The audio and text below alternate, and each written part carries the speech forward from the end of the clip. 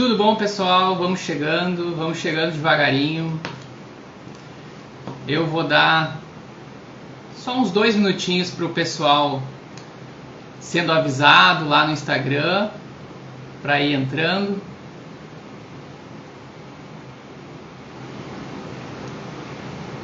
Na nossa live de hoje, como sempre, às 8 horas da noite, hoje quinta-feira.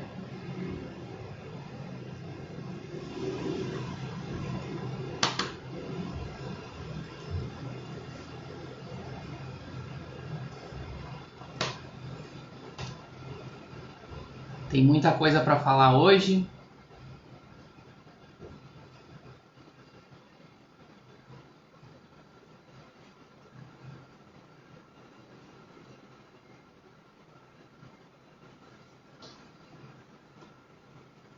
Vamos chegando aos pouquinhos, só mais uns minutos, para dar tempo do pessoal se conectar aí no Instagram, ser avisado, entrar, para não perder nada do conteúdo. Hoje tem bastante conteúdo, bastante coisa legal.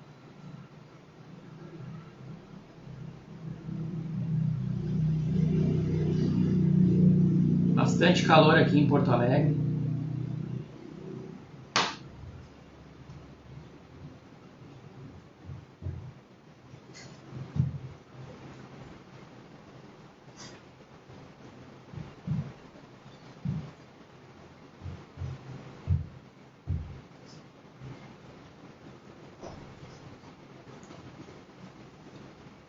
Então, pessoal, vamos começar? Dados esses minutos iniciais para o pessoal se aproximar, vamos iniciar o conteúdo de hoje. Sejam bem-vindas e bem-vindos à série de aquecimento do evento Evolui Bebê, que vai acontecer no dia 2 de fevereiro, às 8 horas. Esse vai ser um evento 100% online e gratuito, onde eu vou ensinar para vocês os primeiros passos para desenvolverem seu bebê fase a fase. E para se inscrever nesse evento é só clicar no link que está na minha bio do Instagram. Eu vou deixar hoje os comentários abertos, não vou fechar eles, porque hoje vai ser uma live diferente. Hoje, nas lives anteriores eu sempre trouxe alguns conteúdos para conversar com vocês. Mas algumas pessoas devem estar começando a se perguntar: tá ok, você está trazendo informações sobre desenvolvimento motor, mas afinal, quem é você, né? Qual é a sua história, né? O que levou você a chegar até esse momento, né? Então eu resolvi hoje contar a minha história e como eu cheguei até aqui para estar hoje trabalhando nesse projeto que ajuda pais, mães, cuidadores em geral a desenvolver os seus bebês em todas as fases, né, do desenvolvimento ali na primeira infância, ali, de 0 a 2 anos. E dentro dessa minha história, dessa história que eu vou contar hoje, que é a minha, eu vou... quando chegar na parte do nascimento da Júlia em diante, eu vou trazer alguns conceitos importantes também do desenvolvimento motor. Eu entrei na faculdade de Educação Física em 2007. Entrei na Federal, aqui de Porto Alegre, que é onde eu moro até hoje. Não foi muito fácil entrar nela, porque ela era muito disputada. E eu trabalhava de dia como estoquista numa empresa de informática e à noite eu fazia o curso pré-vestibular. Mas como eu trabalhava o dia inteiro, eu já chegava no curso pré-vestibular morto de cansado e muitas aulas eu lembro de ter dormido a aula inteira. Então isso dificultou um pouco a minha entrada na universidade. E o tempo foi passando e eu fui rodando nas provas e rodando e eu precisei de 3 anos após a escola para conseguir entrar na universidade, né?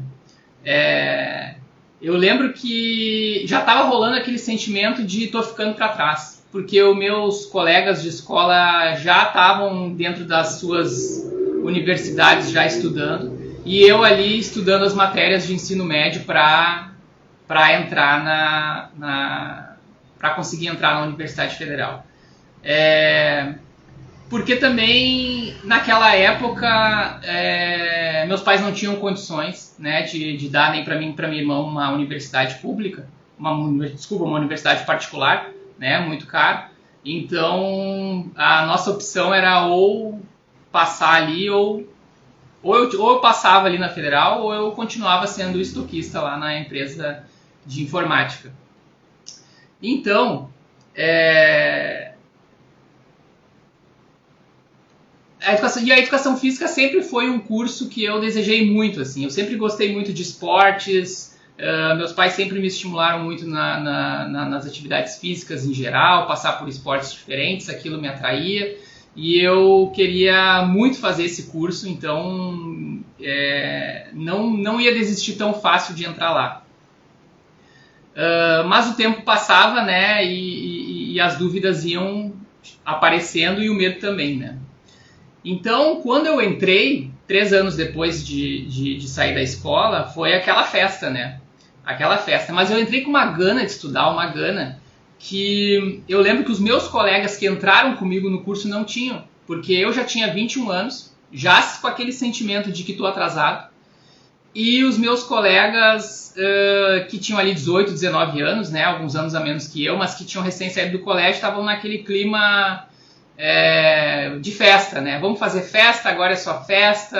Não se preocupavam muito com os estudos e então eu lembro que eu já entrei com essa gana já procurando onde eu podia trabalhar e me deparei com um sinal amarelo dentro da faculdade, porque eu descobri que a universidade lá, a URGS, ela só liberava para fazer estágios após 2 anos de estudo, né? No meio do curso. O curso tem 4 anos e na metade do curso a gente era liberado, nós éramos liberados para trabalhar, né, para ganhar experiência no mercado de trabalho.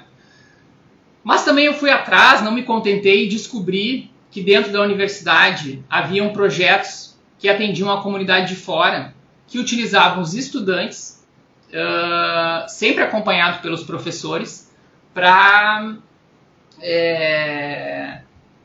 dar aulas de diferentes esportes, de diferentes atividades físicas de diferentes atividades físicas para a comunidade de fora da universidade, né? A um custo menor, mas o legal é que a gente já podia ganhar experiência de trabalho sendo acompanhado pelos professores da própria universidade. Então eu descobri que tinha uma vaga de professor de natação para bebês no centro natatório lá, e já mesmo sem experiência nenhuma, tendo recém entrado na faculdade, me inscrevi e fui lá tentar, né? Como eu vinha eu nadei durante a minha infância, a piscina não era um ambiente que eu não conhecia, pelo contrário, eu me senti à vontade de ir lá e tentar, e me aceitaram e eu consegui, fiquei muito feliz e saí trabalhando com natação para bebês. Esse foi meu início dentro da faculdade e já foi iniciando com bebês, que é maravilhoso, né? Então eu lembro que nesse projeto que atendia a comunidade de natação, não era só para bebês. A gente podia passar, eu tinha um horário com bebês, mas eu tinha um próximo horário, por exemplo, com crianças de 13 e 4 anos. E depois eu tinha mais um horário com a equipe de natação do projeto, que tinha 12, 13 anos. Então era legal de ver assim que a gente podia ver a evolução deles, né? Eu podia trabalhar com diferentes faixas etárias, em diferentes fases do desenvolvimento, sempre ali na piscina. Então, e eu lembro que o grupo tinha uma coisa bacana que era de mudar semestre a semestre as aulas que a gente ia dar. A gente sempre dava aula para bebê, mas mudava. No semestre anterior, quem estava dando para 3 e 4 anos, dava para 6 e 7. Quem dava para 6 e 7 ia dar para 8 e 9 anos, para a gente poder passar por todas as etapas do desenvolvimento. Então,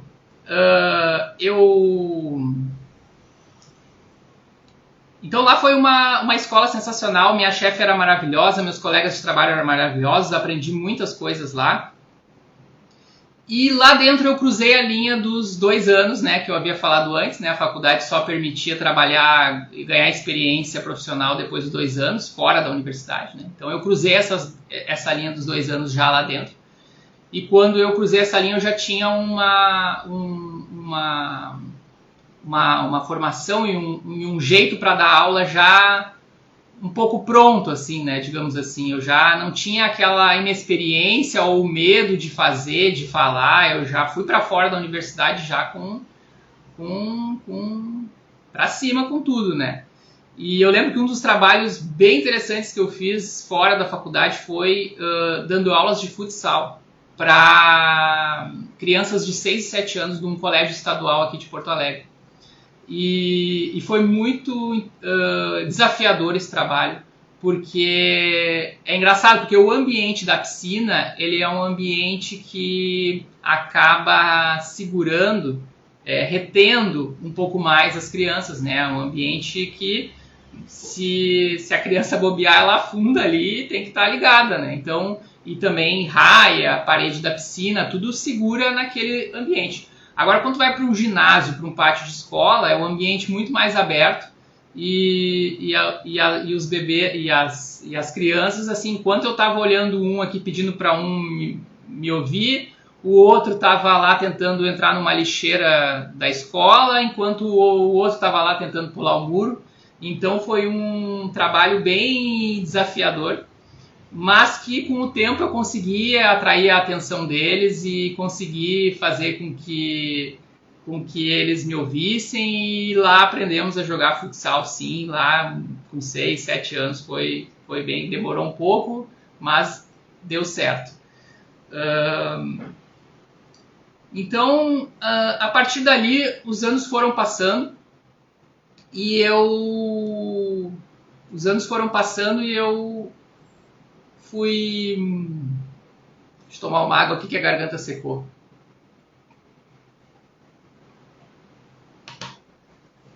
Os anos foram passando e eu passei por diversas atividades físicas diferentes, trabalhei em diversas áreas, fui instrutor de pilates, fui personal trainer em treinamento funcional, fiz diversas coisas. E 15 anos após eu ter iniciado a minha carreira lá de natação com bebês, nasceu a minha filha, a Júlia, né, que alguns já devem ter visto lá em algumas imagens lá da página do Instagram. Nasceu a minha filha e então eu lembro de pegar ela no colo no hospital assim e pensar, meu Deus, que responsabilidade, né? Eu já tinha trabalhado com diversas crianças em diferentes faixas etárias e bebês, mas agora eu tinha ali o meu maior tesouro na minha mão e eu tinha que fazer a coisa do jeito certo, né? Principalmente ali com ela, né? Então veio esse desafio e fui para cima dele. Então eu lembro que os primeiros 3 meses da Júlia, agora já entrou na fase da Júlia, né, na minha vida. Nos primeiros 3 meses da Júlia, nós morávamos num outro apartamento que não é o apartamento que a gente mora hoje. E eu lembro que esse período foi exatamente o período que a gente focou muito forte na implementação da rotina. Eu já falei outras vezes aqui sobre rotina, em outra live. Contei a história da enfermeira do hospital, né, que disse para mim, olha, ela tá chorando porque ela estava num ambiente controlado dentro da barriga da mãe dela e agora ela veio para fora, e para fora é como se ela tivesse caído numa selva e vocês precisam agora, através da rotina, mostrar para ela que ela pode se sentir segura e confortável, sabendo os passos, o passo a passo do dia, mas vocês aqui vão ter que fornecer essa informação para ela, né? Se o dia de vocês for conturbado, se não tiver hora para banho, se não tiver hora para brincar, para mamar, ela não vai saber qual vai ser o próximo passo do dia, vai estar sempre instável, vai estar sempre com medo, né? Naquela selva, de que alguém apareça por algum lado. E então,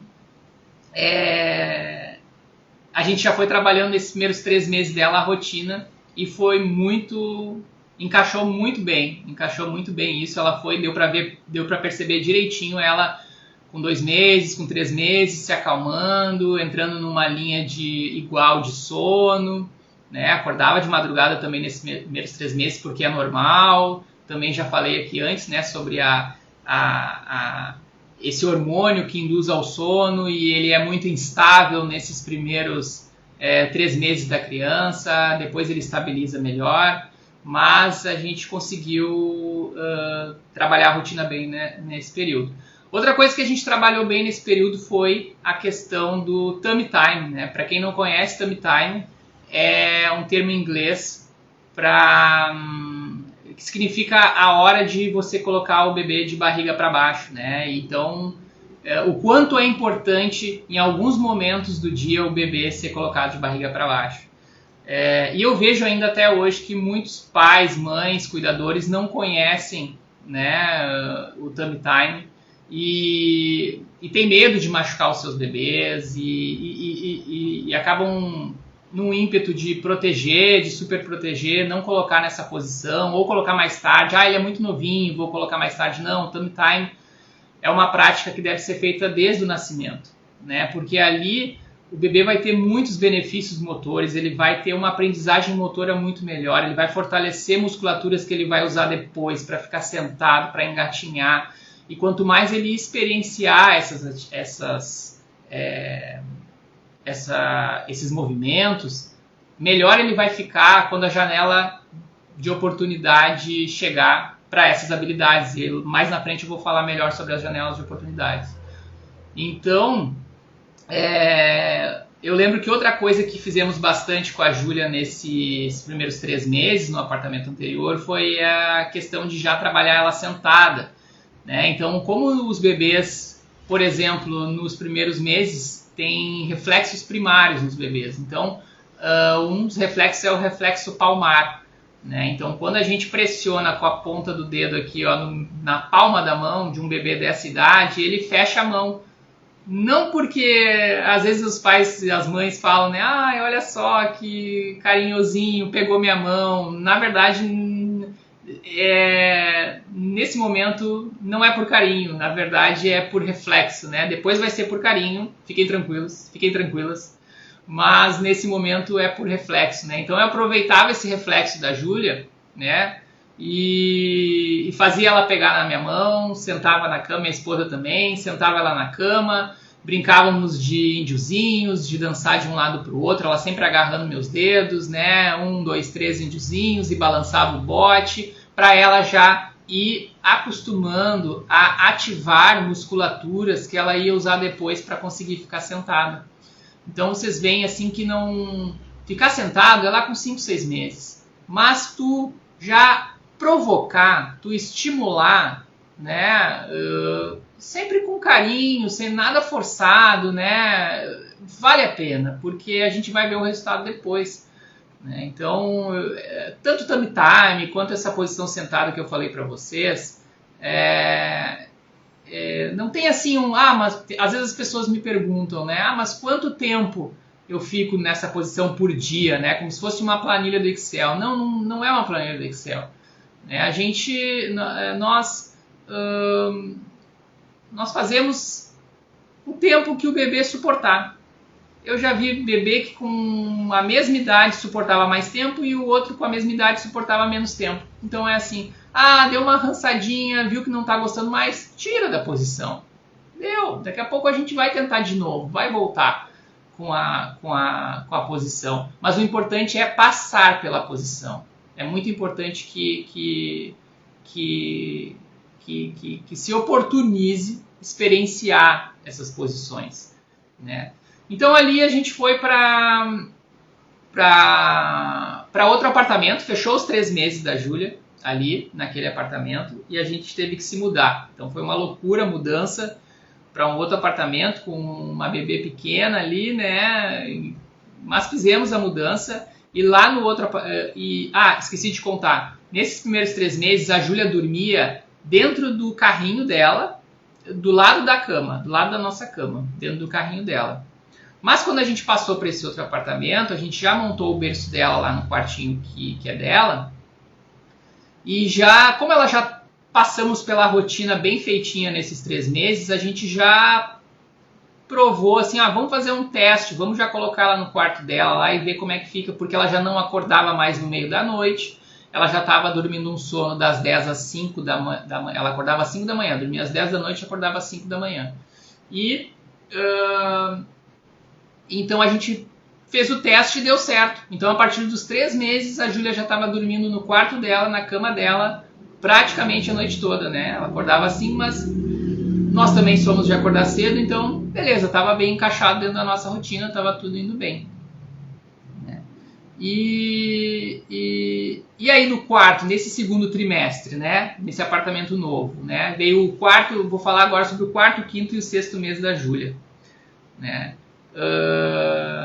No quarto para quinto mês da Júlia, acaba a licença maternidade da minha esposa. E aí, vira uma loucura. Porque a minha esposa volta a trabalhar e a gente começa um vai e vem na cidade para deixar a Júlia em casa na casa da minha sogra ou na casa da minha mãe, para que ela cuidasse enquanto a gente trabalhava. Então, a minha esposa tem um horário de trabalho mais tradicional, né? Aquele horário das 8 às 6, das 8 às 5. Só que eu tenho um horário um pouco mais flexível, então eu às vezes pegava no meio do dia, conseguia ficar com a Júlia no turno da tarde, mas aí joguei meus horários para de noite, então a minha esposa chegava do trabalho de tarde e final da tarde, e aí eu ia trabalhar de noite. Foi uma revolução, mas nesse período eu lembro que eu consegui trabalhar bastante com a Júlia no chão. Né? Eu comprei aqueles tapetes de EVA e montei no chão e aí a gente ficava muito brincando no chão, porque assim, gente, outro conceito aqui agora do desenvolvimento motor, o chão é o melhor amigo do bebê. É muito importante que a gente explore o chão o máximo possível. Uma coisa muito importante assim que eu vejo muitos pais, mães, ainda naquele ímpeto de proteção, de ajudar, eu vejo ficando muito com os bebês no colo. Eu já fui aqui os eventos no Rio Grande do Sul é churrasco, né? A gente se encontra, é churrasco. E aí eu ia para os churrascos e eu via pais que já levavam um tapetinho e já estendiam no chão para o bebê ficar no chão, e pais que ficavam com o bebê no colo o churrasco inteiro, né? Então, assim, nós temos que pensar sempre como estimular, e o chão é o melhor amigo, principalmente nessa fase. Segundo trimestre da Júlia, que é o que eu estou falando agora, é o trimestre que ela já vai começar a tentar sentar, que o bebê vai começar a tentar sentar. Então, se eu passar com a Júlia, e ela não caminha ainda, então se eu passar com ela no colo a maior parte do tempo, ela não vai experienciar, ela não vai ter oportunidade de testar seus movimentos. Então, eu fiz isso, nós fomos para o chão, e também no quinto mês uma coisa importante que aconteceu foi que ela entrou para natação. Nós colocamos ela na natação com 5 meses de idade. Eu lembro que quando eu comecei no projeto de natação para bebês lá em 2007, 2008, eu cheguei a dar aula de natação para um bebê que tinha 2 semanas de vida.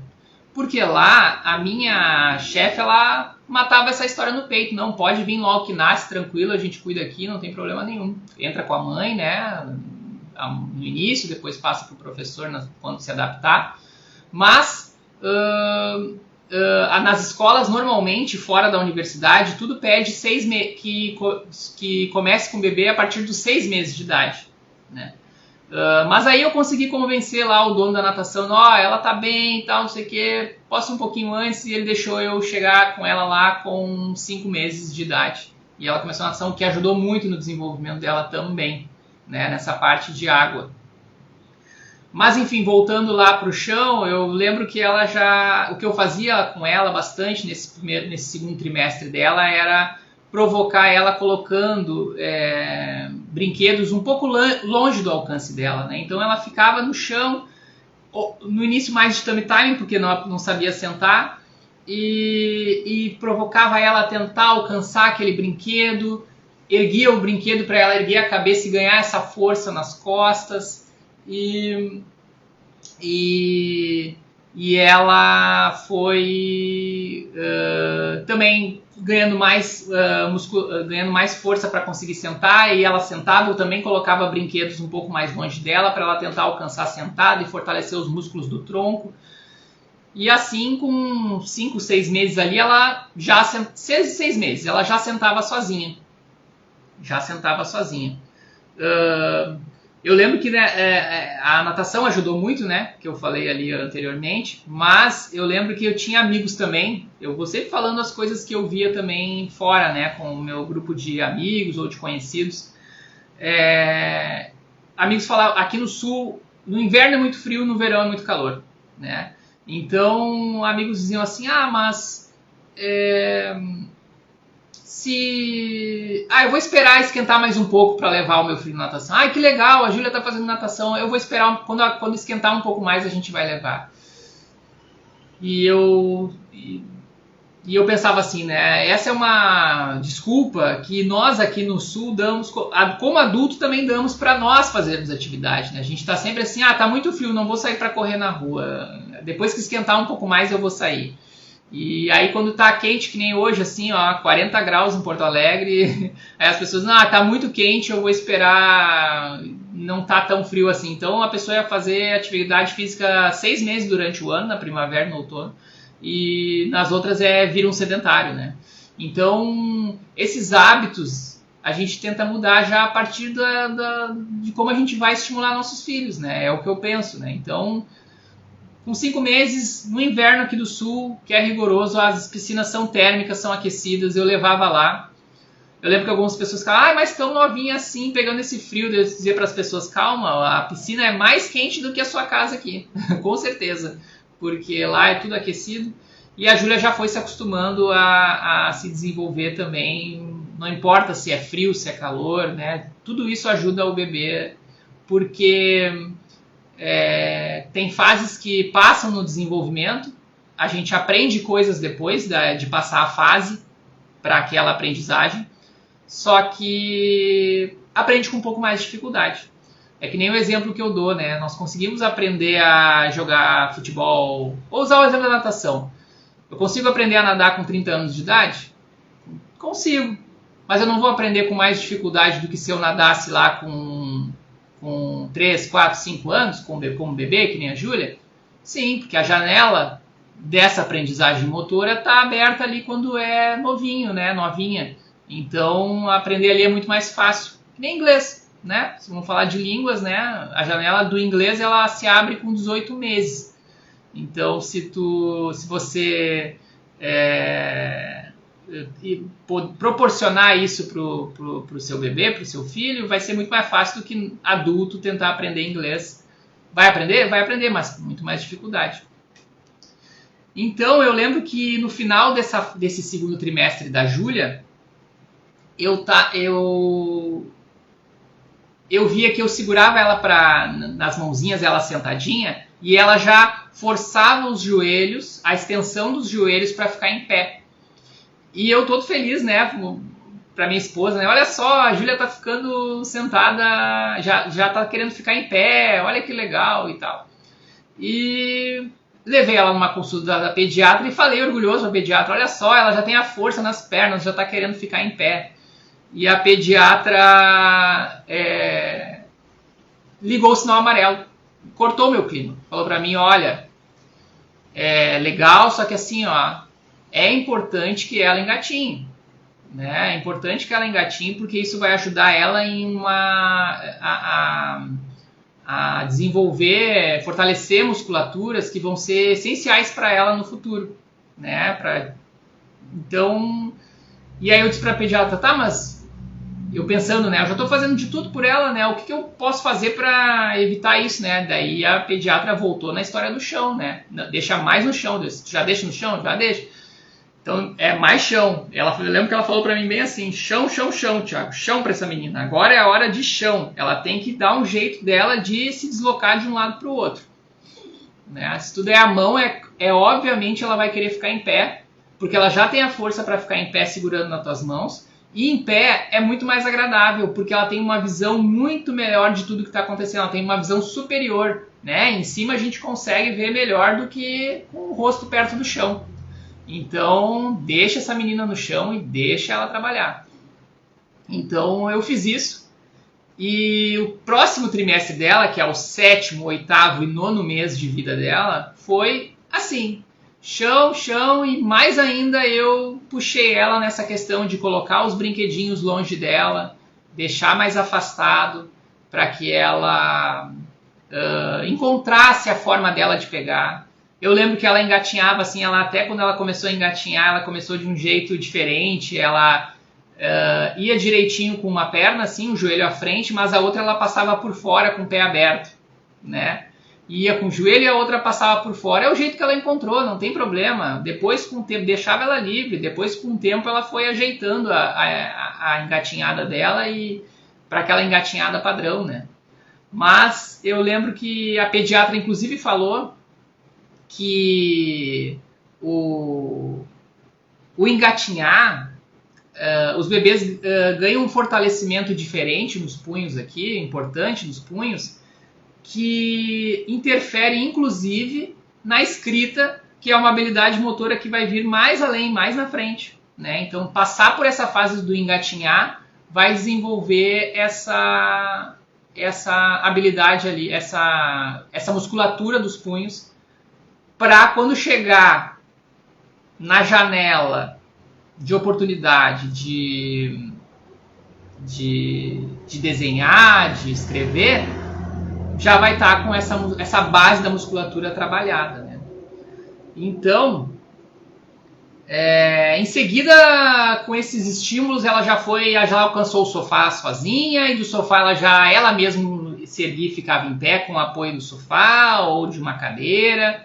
E aí eu e minha esposa ficamos hiper felizes e surpresos quando ela, com 9 meses e meio, deu os primeiros passos dela sozinha, sem apoio. Eu tenho esse vídeo gravado do dia que ela estava encostadinha na parede e eu chamei ela fazendo um barulhinho com o brinquedo dela, e ela veio dando um passinho depois do outro. Então, com 9 meses e meio caminhando, né? E às vezes eu via outros bebês assim do nosso convívio lá com 1 ano e 4 meses e não estava caminhando ainda, né? Mas eu vi assim que várias questões assim não eram do desenvolvimento em si do bebê, assim, mas era dos pais não oportunizarem, dos pais, das mães, dos cuidadores não oportunizarem eles a passar por essas etapas como eu descrevi aqui da Júlia, né? Então, com 9 meses e meio ela caminhou, e isso bateu com umas férias que nós íamos tirar, né? Logo que ela caminhou, na semana seguinte a gente tinha uma casa alugada na praia para ficar alguns dias, uns 15 dias, 10 dias, 15 dias. E nessa casa aí era bom porque tinha um pátio grande, nós moramos em apartamento aqui em Porto Alegre. Tinha um pátio grande onde tinha grama, tinha deck de madeira, tinha piso porcelanato. Então tinha 3 pisos diferentes ali para ela se provocar, caminhando, né? E lá ela saiu arrastando tudo, arrastava a cadeira, arrastava carrinho, treinando. E eu deixava ela solta lá, né? Uma coisa importante é os pés descalços, né? A gente aproveitou que era o verão, às vezes no inverno não dá, muito frio, mas como era verão, pés descalços. Aí eu entro num outro conceito para vocês, a importância dos pés descalços nessa questão de aprendizagem motora, né? Os pés e as mãos, porque a nossa pele ela é sensível a informações, né? Se eu aperto aqui minha mão agora, eu decido, né? Se não, o apertão tá fraco, tudo bem. Agora, se eu pego um fósforo, ligo aqui na minha mão, opa, tá queimando, eu vou tirar minha mão, não vou deixar isso acontecer. Ela é sensível, só que nas palmas das mãos e nas solas dos pés é onde tem a maioria dos sensores, a grande maioria dos sensores proprioceptivos que levam informação para o cérebro e trazem de volta para as nossas ações. São milhões de sensores. Eu conheci a mãe de um bebê, que eu lembro que quando ela começou a levar, a bebê começou a levar a mão à boca, que é normal, faz parte do processo de desenvolvimento, ela colocou luvinhas na mão da bebê. A bebê tinha 2 meses, 3 meses de idade. 3. Ela colocou luvinhas e aquela bebê vivia de luvinha, não importa, era inverno, era verão, ela ficava de luva. Ela queria tocar nas coisas, tocar nas plantas, tocar na grama, tocar em algum brinquedo e ela tocava sempre de luva. Então as informações que ela deixava de receber por estar sempre de luva ali eram imensas. Imaginem assim, ó, eu colocar o bebê colocar com o bebê colocar o pé no chão de tênis, eu tenho um número limitado de informações passando por ali, passando por esses sensores. O bebê colocar o pé no chão sem tênis, mas com uma meia, eu tenho um número um pouco maior de informações liberadas para passar por aquele caminho. E um bebê colocar o pé no chão descalço, sem nada, o caminho está livre. É só receber esses milhões de informações que quer passar ali, colocar no cérebro, gravar o que tem que gravar, mandar de volta, acionar o que tem que acionar. Então isso serve para a mão também, né? Então é outro conceito que é importante, oportunizar esse toque, né? Então lá na praia, nessa nossa praia, ela ficou de pés descalços, temos vários vídeos dela passando por tudo. Eu lembro que ela demorou um pouco, até ela estranhava com o pé dela a grama no início, né? Nós no apartamento, ela pisava mais naquele piso do apartamento, ela teve um pouco de receio de entrar na grama, mas nós deixávamos ela livre, ó, então um momento. Aí ela foi indo devagarinho, foi pisando, foi gostando, foi se acostumando. Eu lembro que no final das férias lá ela já andava por aquela grama, por tudo lá, bem tranquila. E melhorou ainda mais a caminhada dela, melhorou ainda mais. Aí voltamos dessa praia e veio os últimos meses, os últimos 2, 3 meses antes dela completar 1 ano. E nesses últimos 2, 3 meses, pessoal, o que acontece é que toda a base dela, motora, estava formada. E o que acontece quando a base motora está formada é que a gente abre espaço, nós abrimos espaço para novas experiências motoras mais complexas. Aí eu vou explicar um outro conceito aqui que é o do programa motor, né? O programa motor ele fica lá na base do nosso cérebro, né? Ele funciona como um grande gaveteiro, onde a gente vai colocar as informações. Ó, o gaveteiro já é lá da meu primeiro trabalho lá como estoquista que eu falei no início, né? Lá eu tinha um gaveteiro que eu tinha que cuidar das peças, tudo. Então, tinha um grande... O programa motor é um grande gaveteiro de informações prontas ali para ser colocadas. Como a Júlia passou por todas as informações ali, montou a base dela, sentar, engatinhar, caminhar, a partir dos 10 meses de idade, dos 9 meses e meio, 10 de idade, o programa, as gavetas dessas informações base no cérebro dela estavam preenchidas. Aí o que vem? Pô, vamos ver o que eu consigo de mais complexo além disso. Por exemplo, se eu sei saltar já, se eu salto, aprendo a saltar, repito esse movimento várias vezes, essa informação vai para o meu gaveteiro. Tá lá, eu não preciso mais pensar sobre ela. Ela já está lá. O que acontece? Ao natural, se eu já tenho isso, eu vou me desafiar. É isso que os bebês fazem. É isso que a Júlia fez. Se eu já sei saltar, tá tudo certo, agora eu vou tentar saltar com uma perna só. É uma outra informação um pouquinho mais complexa e mais difícil. E aí o que ela fez daí nesses últimos meses antes do 1 ano dela? Como ela já não precisava mais aprender a engatinhar, sentar, como ela não precisava mais aprender a engatinhar, como ela não precisava mais aprender a caminhar, ela pensou, eu vou agora treinar correr e vou treinar escalar, né? E aí eu lembro que a gente sempre permitindo, dando as oportunidades, né?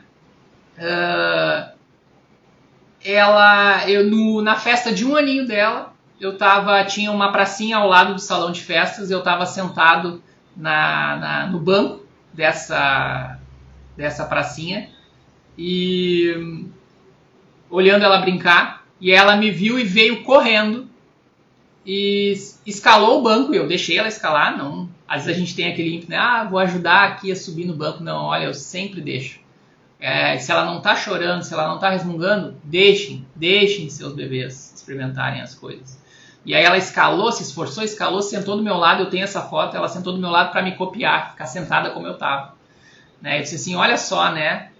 Pô, a gente fica orgulhoso, assim, né? Eu fiquei orgulhoso de, tipo, acho que tá dando certo, né? Porque, pô, com 1 ano, ela já tá escalando aqui, né? Correndo, né? Ela não tá aprendendo a caminhar, ela tá correndo, né? Então, foi um marco importante para mim, assim, chegar no aninho dela e ver ela com todas aquelas habilidades ali em funcionamento, né? Num tempo bacana, né? E aí, eu quero explicar um outro conceito, que é o das janelas de oportunidades, que eu já falei várias vezes aqui hoje, mas eu quero explicar um pouquinho sobre elas. Né? As janelas de oportunidades, elas são... os pesquisadores falam muito nisso, porque tem momentos do desenvolvimento que é mais fácil aprender uma habilidade. Né? Então, se sentar lá, se aprende com 6 meses... nesse período é o que a gente mais deve proporcionar para o bebê sentar. Se a gente ficar com ele no colo, se nós ficarmos com ele no colo mais tempo e não proporcionar isso para eles, essa janela vai mais na frente se fechar, né? Para uma nova janela se abrir de outra habilidade motora. Aí você vai me perguntar, mas Thiago, se eu não proporcionei isso, mas meu filho aprendeu a sentar depois? Ou ele vai aprender a sentar depois? Vai aprender a sentar, com certeza. Faz parte da natureza, eles vão aprender a sentar. Só que fora da janela, a gente tem um pouquinho mais de dificuldade de sentar. Né? Nesse caso, nessa habilidade, a gente tem um pouquinho mais de dificuldade de aprender essa habilidade. Dentro da janela, você tem mais facilidade de aprender essa habilidade. Né? É o exemplo que eu dei lá das aulas de inglês, né? É muito mais fácil a gente aprender inglês criança do que aprender inglês adulto. É muito mais fácil a gente aprender a nadar quando a janela de oportunidade da habilidade de nadar está aberta do que adulto lá que a janela de habilidade fechou. Vamos aprender adulto? Vamos aprender. Já dei várias aulas de natação para adulto e eles aprenderam. Mas a dificuldade era muito maior. Não é intuitivo. Né? Então,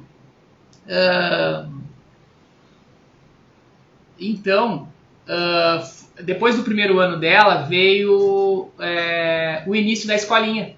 Nós colocamos ela na escolinha por 2 motivos, né? O primeiro é porque nós 2 precisávamos trabalhar com força total, tava difícil, tava corrido de ficar indo e voltando de um lado para o outro, pega na avó, pega na sogra. E o segundo motivo, o mais importante, é porque sabíamos que a escola, que ela na escolinha era capaz de proporcionar muito mais experiência do que nós naquela nossa correria que a gente estava trabalhando. A escola ia oportunizar para ela, no nível que ela já estava de desenvolvimento, a escola ia oportunizar para ela muito mais coisas. Na escola, tem o dia da argila, tem o dia da tinta, tem o dia de mexer com as sombras, tem brincar no pátio, tem a socialização com outras crianças, que é muito importante, né? Aprender a socializar com outros. Tem a evolução na fala dela, porque ali ela acabou desenvolvendo muito a fala dela, né? Tem que se virar ali, são vários na turma. Então, e nós em casa, na correria, fazendo nossas tarefas até dentro de casa, fora, indo, voltando, correria para banho, lava a louça rápido, nós não conseguíamos dar essa atenção, né, para o nível de desenvolvimento que a Júlia já queria, né, já estava liberado essas atividades mais complexas para ela, né. E então eu reorganizei meus horários para não trabalhar mais à noite, porque como ela ficava na escola em turno integral, eu pude eu queria à noite, quando ela voltasse da escola, estar com ela para, né, conviver com ela, tudo, senão eu não ia ver ela durante o dia, né? E aí deu certo isso, ela participava da escola lá, na escola lá também tinha aula de educação física, tinha aula de música. Nós não somos da música, onde é que nós ia ter um monte de instrumento em casa para que ela aprendesse, né? Então ela chegava da escola, soube que ela tinha aula de música lá e a professora tocava violão, a minha sogra já deu um violãozinho para ela e em seguida ela estava lá cantando, tocando violão lá, fazendo com a mãozinha, igualzinho a professora da escola fazia. Mas eu não toco violão, então essa habilidade motora eu não estava proporcionando para ela, né? Então, reorganizei meus horários, como falei antes, e a gente pôde... e a Júlia saiu do primeiro ao segundo ano desenvolvendo muito mais, com atividades muito mais complexas. Então, nossos amigos... Agora a Júlia está próxima de completar 2 anos. Né? Vai completar agora, dia 18 de fevereiro, ela completa 2 anos. E nossos amigos começaram a falar, né? Nossa, como a Júlia já faz isso, como a Júlia já faz aquilo, como ela é esperta para isso, como ela já escala o sofá desse jeito, com essa velocidade, ela senta na mesa, ela come sozinha no pratinho dela, ela corre por tudo, ela pula do sofá, Esses dias eu vi ela saltando, ela nem fez 2 anos ainda, eu vi ela saltando de um degrau do cordão da calçada para baixo e depois de baixo para cima, né? Nessa idade é um exercício de muita complexidade, assim, né? Mas ela já tá indo, e os nossos amigos e conhecidos começaram a perceber isso e comentar comigo, né?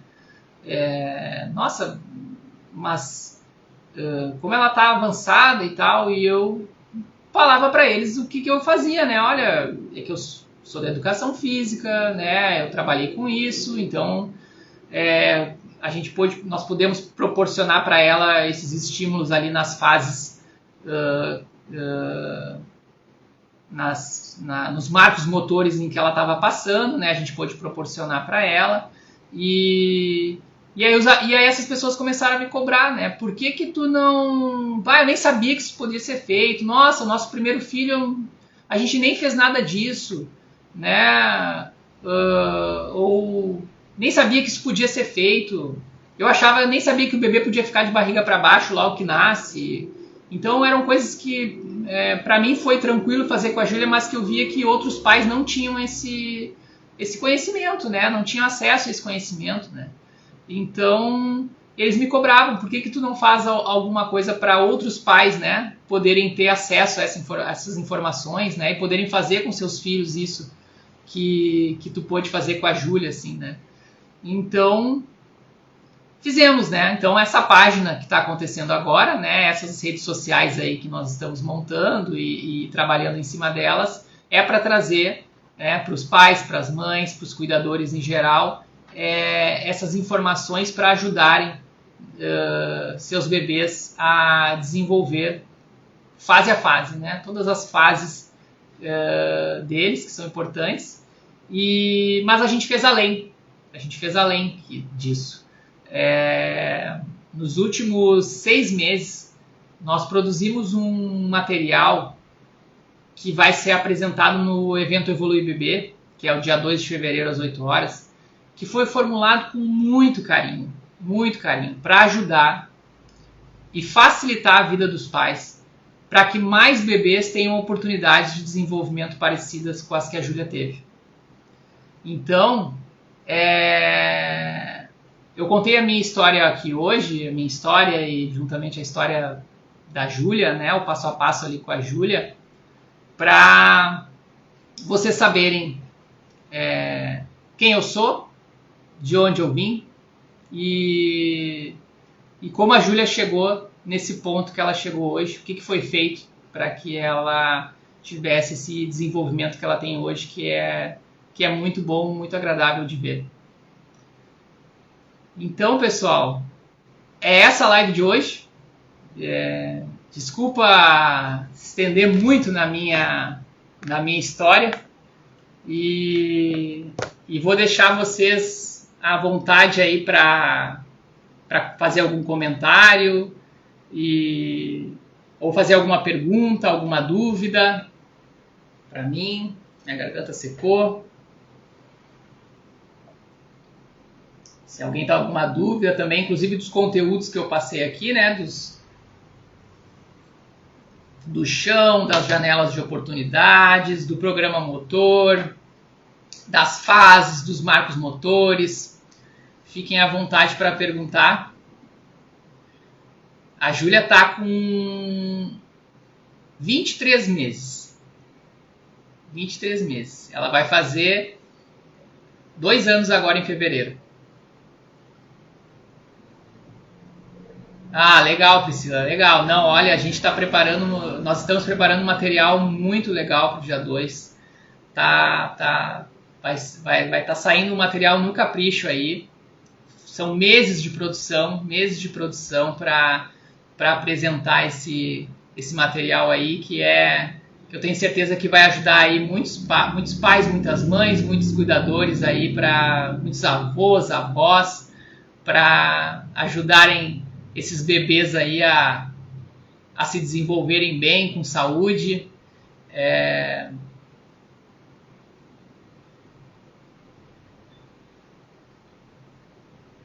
A pergunta da Priscila aqui, né?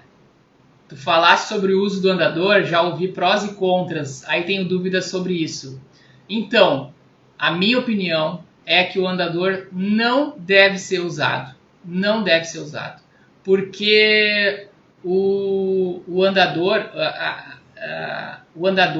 é um meio artificial onde o bebê ele ainda não está preparado, a musculatura dele não está amadurecida o suficiente para ele ficar em pé, e aí você vai e coloca ele dentro do andador, que é esse meio artificial.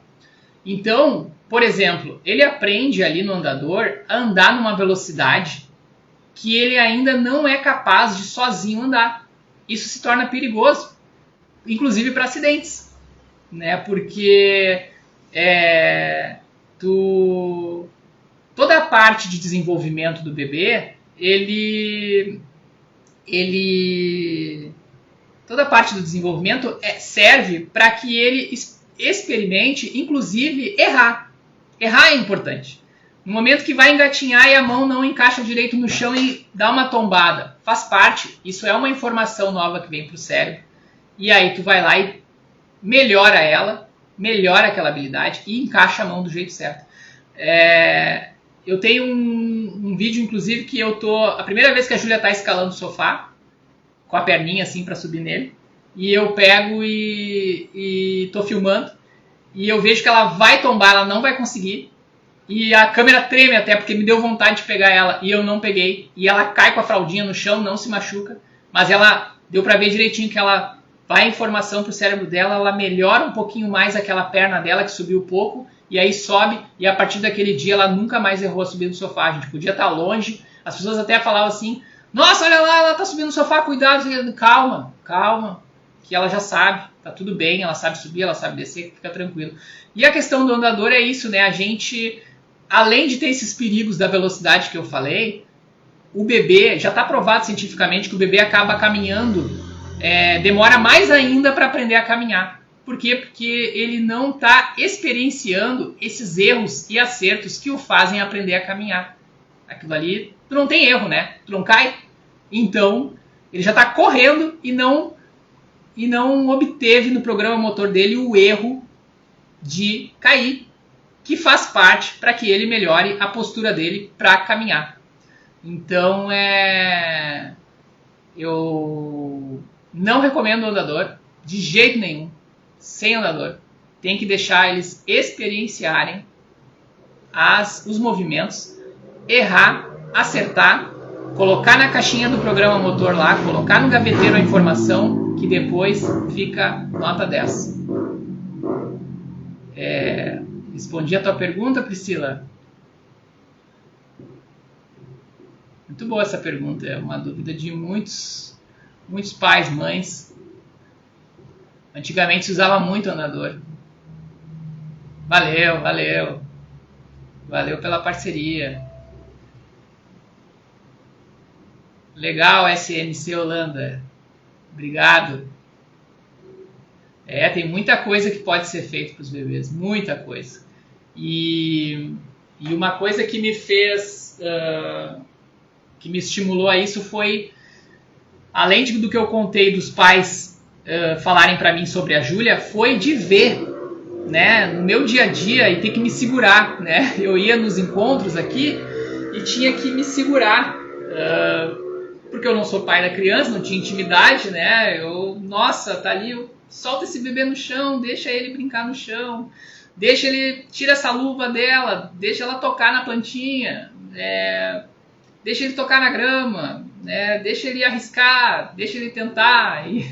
E aí eu não podia falar nada disso, né? Tinha que ou falar com cuidado, tinha que chegar de outro jeito. Então agora aqui é um canal específico para isso, onde a gente pode falar sobre esses assuntos abertamente e proporcionar que mais pais, mais mães consigam, mais dindos, mais dindas, consigam se desenvolver bem, né? Aproveitar essas janelas de oportunidades. Juliana Castro perguntou: bebês em escada, devemos incentivar também? Sim, com certeza, né? Nós queremos que eles aprendam a subir escadas. Então, nós precisamos, claro, a escada exige uma atenção maior, tá sempre por perto, dá a mãozinha no início, né? No início nem é com mãozinha, vai de joelho engatinhando, tem uns que decidem descer também de bundinha, tem outros que já querem arriscar de pé, mas sim, sempre pensem assim, né? Um dia você vai querer que seu filho suba dessa escada? Vai. Sozinho? Vai. Então a gente tem que estar dando esse suporte e apoiar eles para subir escada e descer escada também. Sempre de olho, né? A escada é perigoso, então a gente tem que estar sempre de olho. Falando em perigoso, uma outra questão é isso, né? O cuidado, né? Eu já postei vídeo assim, falando disso no Instagram. O medo, né? Falei da escada ser perigosa, né? Tem muitos muitas pessoas que acabam olhando assim: cuidado, não deixa, não deixa. Esse grito de cuidado, não deixa, também apavora o bebê. Ele está ouvindo tudo, né? Eu conheço crianças que pegaram e estavam num escorregador para escorregar, e a avó gritou lá de longe: cuidado, tu vai te machucar. E a criança se tremeu toda e viu assim: meu Deus, eu estou fazendo uma coisa que não pode. Minha avó gritou assim como se eu estivesse caindo dentro de um buraco profundo. E ela nunca vai mais me achar. Então, e essa criança depois pegou um pavor de escorregador, nunca mais subiu no escorregador. Isso afetou lá a vida dela. Depois ela tinha mais idade, não conseguia fazer nada que fosse, por exemplo, num parque de diversões, não conseguia aproveitar os brinquedos, porque tudo era perigoso, tudo podia dar problema. Então a gente tem que cuidar, assim como... Às vezes a gente morre de medo, eu também morro de medo de algumas coisas que a Júlia faz, mas eu seguro a minha língua, fico por perto e só incentivo, né? Aê, Júlia, parabéns e tal, porque se eu passar esse medo para ela não faz mais, né? Ela vai seguir os meus conselhos, né? Nossos conselhos. Mas é isso, sobre escada é isso aí, Juliana. É isso aí. A gente tem que incentivar sempre, só que com escada é um pouquinho mais de perto, bastante mais de perto, né? Deixar engatinhar na escada, deixar descer de bundinha, dar a mão e subir junto.